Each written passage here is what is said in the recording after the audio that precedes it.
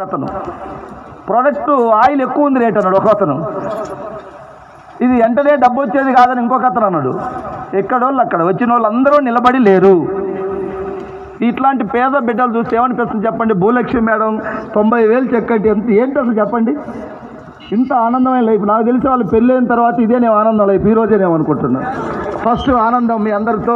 వాళ్ళిద్దరు పిల్లలు కూడా స్కూల్కి పోయే పిల్లలు కూడా వచ్చి ఇలా బియ్యం మోస్తా అన్ని పనులు చేస్తారు అసోసియేషన్ కోసం. వాళ్ళ ప్రేమ, వాళ్ళ నడక, నడవడిక, నీ క్వాలిఫికేషన్, బ్యాక్గ్రౌండ్, నీ సర్టిఫికేట్లు ఇక్కడ అవసరం లేదు. నీ టాకింగ్ పవరు, ఎక్స్పీరియన్స్, నీ మోనార్కుతనం ఇక్కడ అవసరం లేదు. నీ దగ్గర ఏమున్నా సరే ఇక్కడ కావాల్సింది నింపుకోండి, అందరం గెలుద్దాం. భూలక్ష్మి మేడం కోటీశ్వరాలు అవుతుందా కాదా? డెఫినెట్గా అవుతుంది. అవ్వకపోతే ఎంఎస్ఆర్ అనేవాడు ఉండడు. అయినా కూడా ప్రాణం ఊరుకోక బూట్ క్యాంప్ ముందు రోజే, అంటే ఇక్కడ నేను ఏర్పాట్లు జరుగుతూ ఉంటే చూస్తే ఆ నైట్ వచ్చింది అక్కడ ఇంట్లో ఉండలేక డాక్టర్ రెస్ట్ తీసుకోమన్నాడు. ఇప్పుడు గ్లాస్ బ్లాడర్లో స్టోన్స్ ఉండటం వల్ల సర్జరీ చేయించుకున్నాడు, ప్రాబ్లం బాగా ఉందని. సో చాలా చిన్న స్థాయి నుంచి ప్రెస్టీజ్లో సక్సెస్ అయ్యాడు. వాస్తవంగా ఇప్పుడు నడవటానికి కూడా ఇబ్బందిగా ఉంది, కానీ ఇంటి దగ్గర ఉంటే ప్రాణం ఊరుకోక మరి మంచంలో ఉన్న వ్యక్తి లేచి వచ్చింది ఇక్కడికి.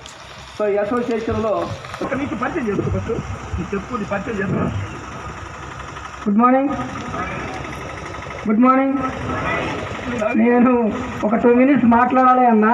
ఈ 5,000 మంది నాకు ఒక క్లాప్ ఇవ్వండి.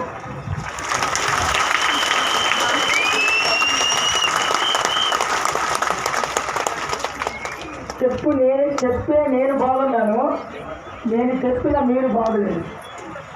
ఎందుకంటే నేను అన్నది బాగున్నది, మీరు అన్నది బాగున్నది అని అంటే మీ చేత అనిపించాలంటే నేను అడిగింది ఒక క్లాప్ మాత్రమే.